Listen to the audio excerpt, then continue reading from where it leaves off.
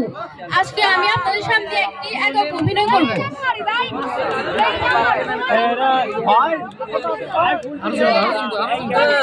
Hello guys, আপনার ব্লগে আপনাদের স্বাগতম। আশা করি আপনারা ভালো আছেন।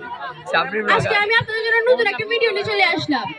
আজকে আমি আপনাদের জন্য একটি রেসিপি শেয়ার করব। রেসিপিটির নাম হলো নুডলসের শরবত। রেসিপিটি বানাতে আপনাদের তেমন কিছু লাগবে না।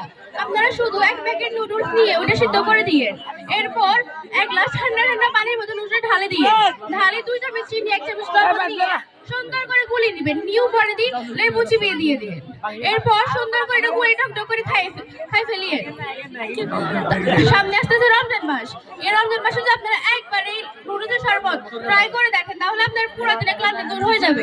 গাইস, আপনারা একবার হলেও অবশ্যই এই রেসিপি ট্রাই করবেন।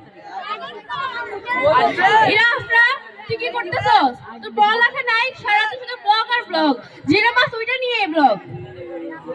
মা, তুমি কি বুঝো এসব নিয়ে? তোমার এসব নিয়ে কোনো নলেজ আছে? আজকালকার কি পোলা পাই শুধু ব্লগিং করে, ওদের কোনো পড়ালেখাই নাই। আপনারা অবশ্যই আপনাদের ছেলে মেয়েদেরকে সচেতন রাখবেন, ওরা যাতে বেশিরভাগ ইন্টারনেটে ওদের সময় না কাটায়। আসসালামু আলাইকুম।